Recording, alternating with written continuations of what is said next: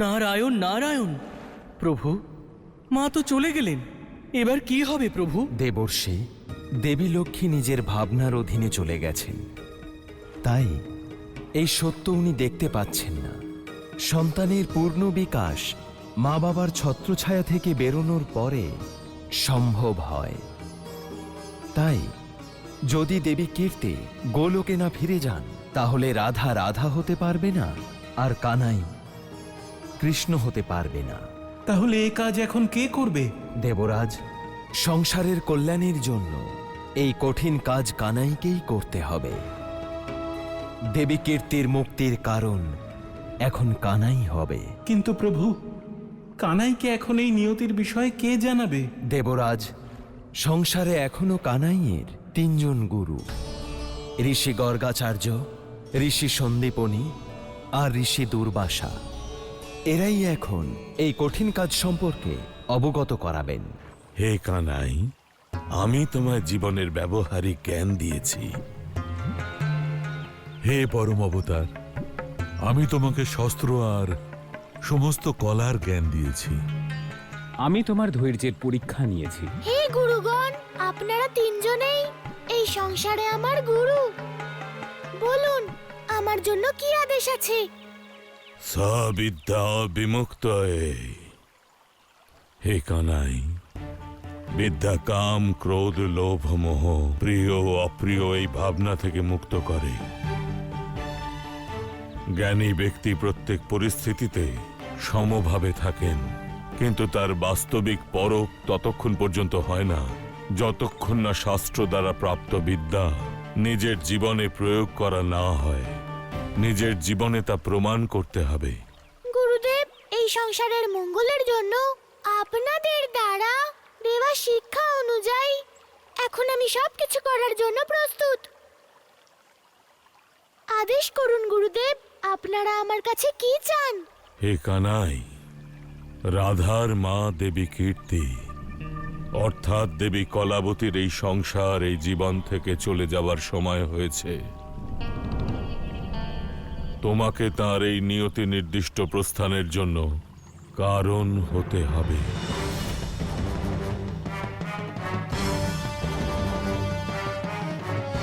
এ আপনি কি বলছেন গুরুদেব?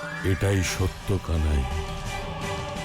তুমি আমাদের থেকে যে জ্ঞান প্রাপ্ত করেছ, তাতে সিদ্ধি লাভের প্রমাণ দিতে হবে তোমাকে। হ্যাঁ কানাই, তোমাকে এটা প্রমাণ করতে হবে যে তোমার মধ্যে কারোর প্রতি না কোনো মোহ আছে, না মায়া আছে। না কারোর আপন, না কারোর আত্মীয়। আর তুমি সকল প্রকার রাগ অনুরাগ, মাতা পিতার বাৎসল্য ভাব আর সখাদের সখা ভাব, সব ভাব ও ভাবনা থেকে তুমি সম্পূর্ণরূপে মুক্ত। হ্যাঁ কানাই, আর সেটার একটাই পথ, যে তোমাকে তোমার প্রিয় সখী রাধার মা দেবী কীর্তির প্রস্থানের কারণ হতে হবে। নিয়তি নির্ধারিত এই কর্ম তোমাকে করতেই হবে কানাই। গুরুদেব, আমি আপনাদের থেকে এটাও শিখেছি যে ধর্মের পথে চলা সহজ হয় না, কারণ ধর্মের স্থাপনা সেই করতে পারে যে নিজের জীবনে কঠিন কঠিন সিদ্ধান্ত নিতে পারে। তাই ধর্মের স্থাপনার জন্য আমি আপনাদের সবার এই আহ্বান স্বীকার করছি। যা নিয়তি নির্ধারিত করেছে তা অবশ্যই পূর্ণ হবে। আমি আমার সব ভাবনার ঊর্ধ্বে উঠে সব ব্যক্তিগত সম্পর্ক ত্যাগ করে সম্পূর্ণ নিষ্ঠা মনে আমি আপনাদের আদেশ পালন করব।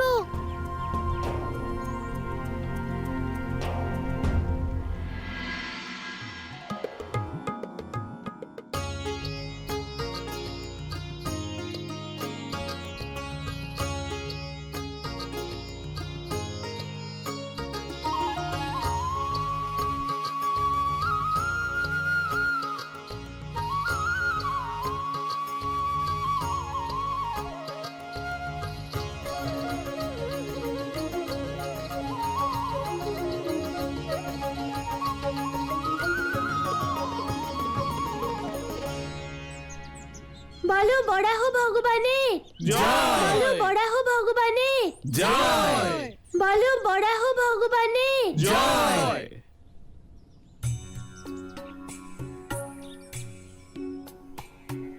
নাও মা, সকল সংকট মোচন বরাহ ভগবানের প্রসাদ গ্রহণ করো।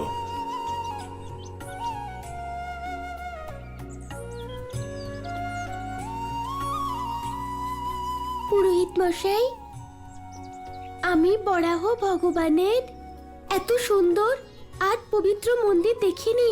শোনো মা, এই বরাহ ভগবানের আদি মন্দির, এ সেই দিব্যস্থান যেখানে ভগবান বিষ্ণু বরাহ রূপ ধারণ করে ধরিত্রীমাকে রক্ষা করতে পাতাল লোকে গেছিলেন। পুরোহিত মশাই, এ আমাদের সৌভাগ্য যে পথে যেতে এই দৈব স্থানের দর্শন পেলাম। এবার অনুমতি দিন, বর্ষানার উদ্দেশ্যে যাত্রা করতে হবে। বর্ষা না, সে তো এখান থেকে অনেক দূর, আর রাতও হয়ে আসছে। আমি বলবো আজ রাতটা এখানেই থেকে যান, ধর্মশালাও আছে। পুরোহিত মশাই সত্যি বলছেন মা? এখন আমারও আর এতটা পথ যাওয়ার শক্তি নেই মা। ঠিক আছে মা, আজ না হয় এখানেই বিশ্রাম নিয়ে নি। চলুন, আমি ধর্মশালায় পৌঁছে দিচ্ছি। চলো রাধা। চলো মা।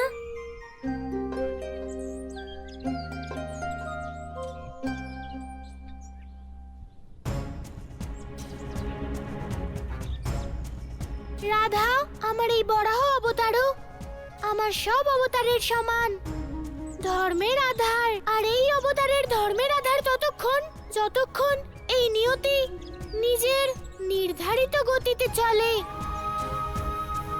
আর এই সময়ের নিয়তি হলো যে কীর্তি কাকির প্রস্থানের সময় হয়ে গেছে, আর এর নির্ধারণ আমাকেই করতে হবে। আর এই কাজে আমার সহযোগী হবে আমারই বরাহ অবতার।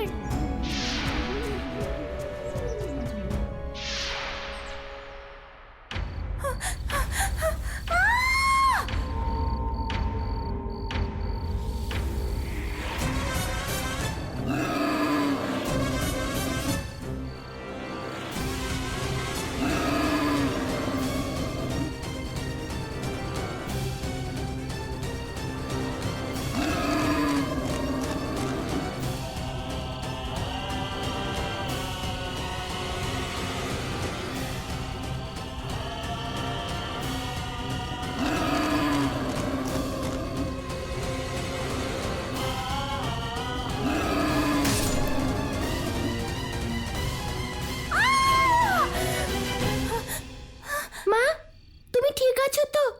কি হয়েছে মা?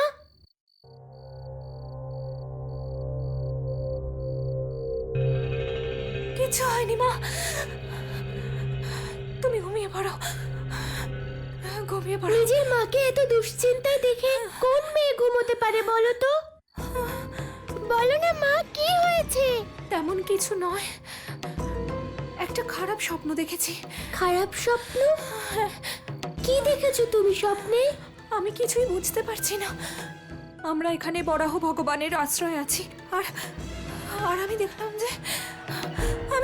যে ভগবান বরাহ স্বয়ং আমার বিনাশ করতে চাইছেন। তা কি করে হতে পারে? অবশ্যই তোমার কোনো ভ্রম হয়েছে মা। হতেই পারে মা, হয়তো বরাহ ভগবান আমাকে রক্ষা করার চেষ্টা করছিলেন। আমি কিছুই বুঝতে পারছি না, কিচ্ছু বুঝতে পারছি না। মা, এতটা যাত্রা করে তুমি ক্লান্ত হয়ে পড়েছো, তোমার আরো বিশ্রামের প্রয়োজন। শুয়ে পড়ো মা।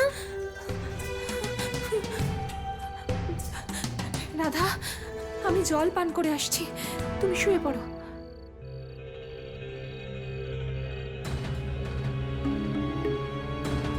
যদি বরাহ ভগবানের কারণে কোনো সংকট আসে, তাহলে সেটা বরাহ ভগবানই দূর করতে পারেন।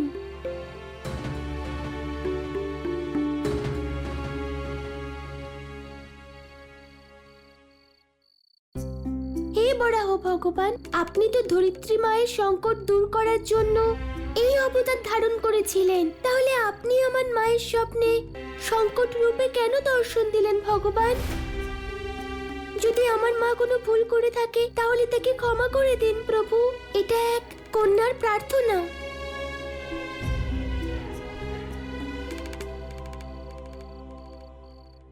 গোপিনী, আমি তো সর্বদা তোমারই কথা শুনতাম, কিন্তু এ কেমন বিড়ম্বনা যে যে তুমি আমার কাছে অনুরোধ করছো আর আমি আমার সিদ্ধান্ত বদলাতে পারবো না।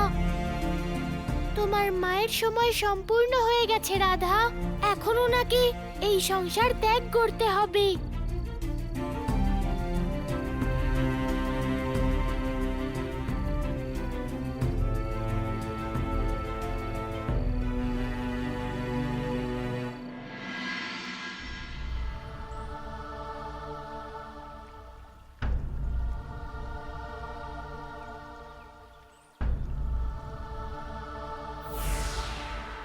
কাকি, মা আর তুমি আমার কাছে দুজনেই সমান, কারণ যখনই মা আমার উপর রাগ করত তখন তুমি ছিলে যে আমাকে মাখন খাওয়াতে।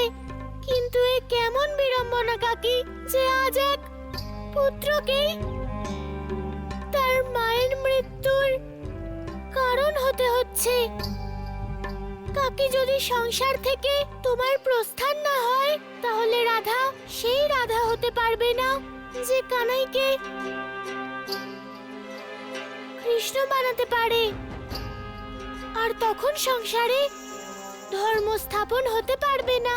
সেই জন্য জীবন থেকে আপনার প্রস্থান করা খুব প্রয়োজন কাকি।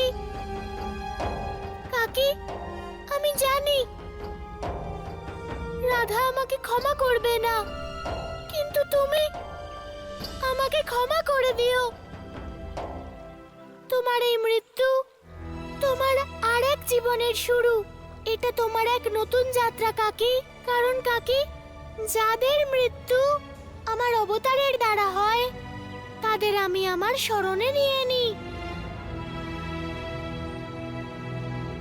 ওম নমো ভগবতে वासुदेवाय नमः।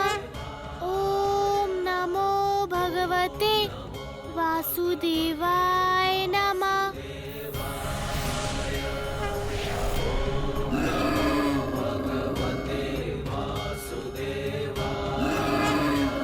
হে বড় অবতার, কীর্তি কাকির এই মহাপ্রস্থানের পথকে প্রশস্ত করুন।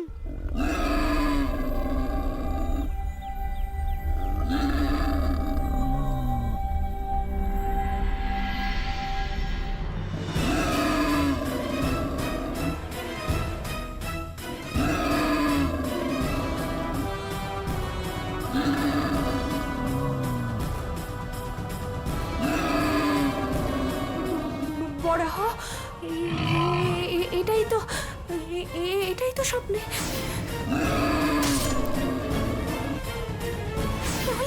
তাহলে কি আমার স্বপ্ন সত্যি ছিল?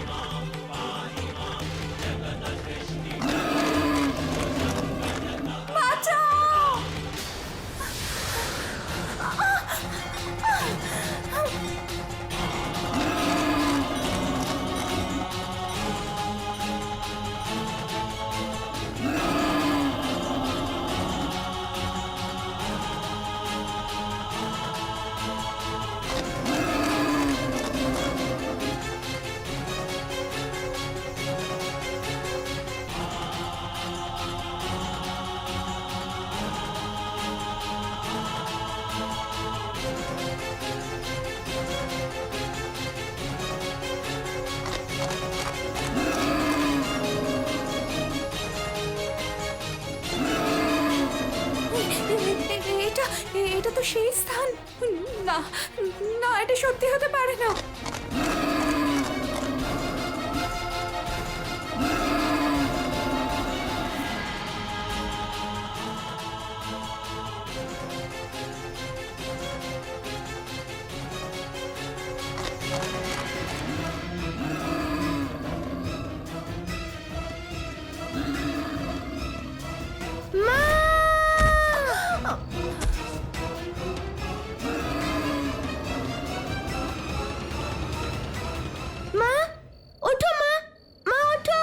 ওঠো মা, মা চোখ খোলো মা, মা ওঠো।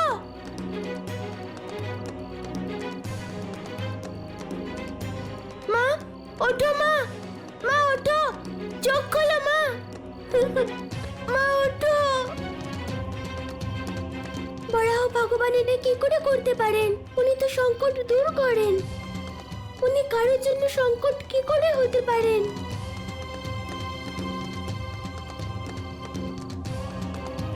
অবশ্যই কোনো রহস্য আছে।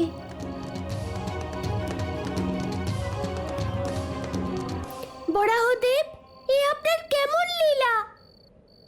প্রথমে স্বপ্নে আর এখন বাস্তবে আপনি কেন আমার মায়ের প্রাণ কেড়ে নিতে চাইছেন?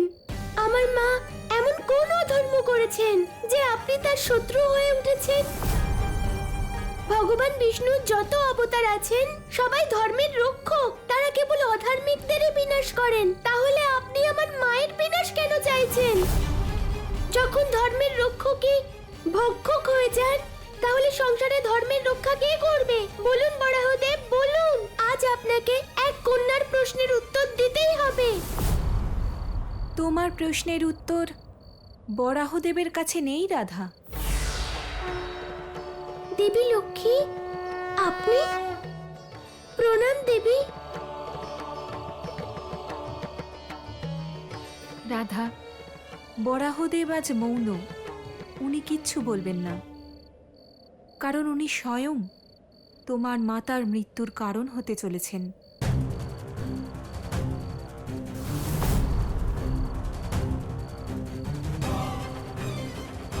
আপনি কি বলছেন দেবী? আমার মায়ের তো কোনো অপরাধ নেই, তিনি কখনো কোনো অধর্ম করেননি। তাহলে বরাহদেব তার বিনাশ কেন চান? রাধা, বরাহদেব কেবল নিয়তির কর্ম সম্পূর্ণ করছেন, আর তোমাকে কন্যা হওয়ার ধর্ম পালন করতে হবে। কিন্তু এটা আমি কি করে করব দেবী?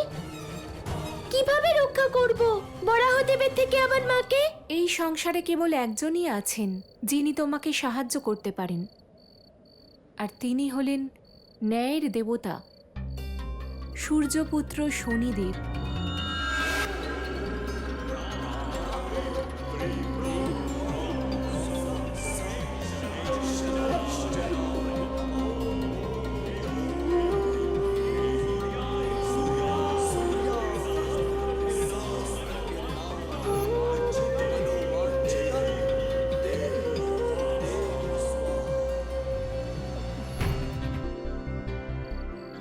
শনিদেব? হ্যাঁ রাধা, ন্যায় প্রদানকারী কর্মফলদাতা শনিদেব, উনিই করবেন তোমার ন্যায় বিচার। কারণ সংসারে কেবল একমাত্র শনিদেব যিনি যক্ষ, দেব, দানব এবং মানব প্রত্যেকেরই অধর্মকে আটকাতে পারেন। কেবলমাত্র শনিদেবই যার দেবতাদেরও শাস্তি দেওয়ার অধিকার আছে। সেই জন্যই রাধা, তোমায় ন্যায়কর্তা কর্মফলদাতা শনিদেবকে ডাকতে হবে।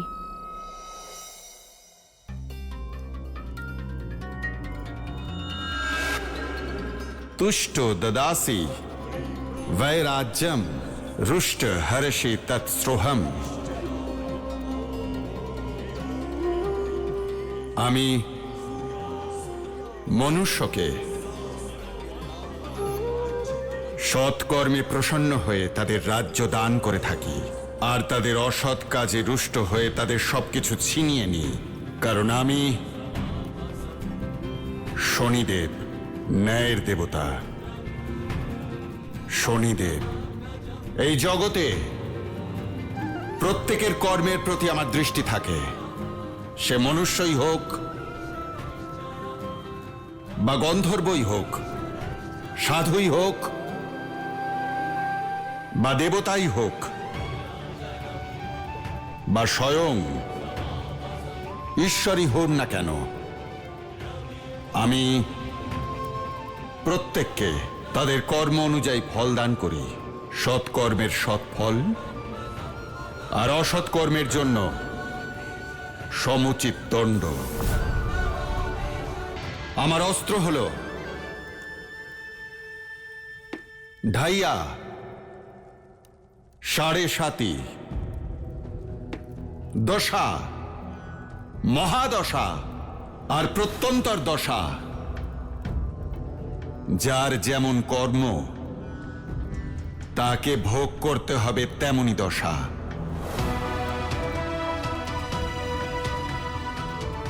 মনুষ্য হোক বা পরমাত্মা, যেই অন্যায় করুক তাকে শনিদেবের মহাদশা অবশ্যই ভোগ করতে হবে। আপনি কি বলছেন দেবী? কানাই আমার মায়ের জীবন নেবার কেন চেষ্টা করবে?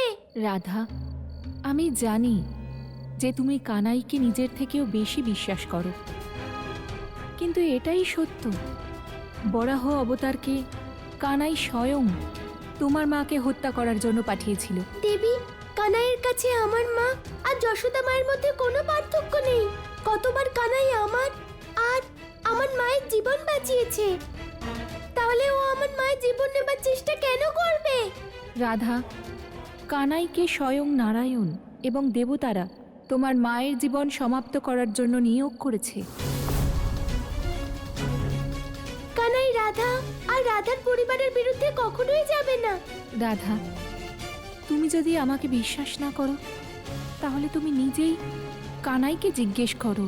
দেবী, আমার কানাইয়ের উপর পূর্ণ বিশ্বাস আছে, কিন্তু আপনার সন্দেহ দূর করার জন্য আমি কানাইকে এই প্রশ্ন অবশ্যই করব।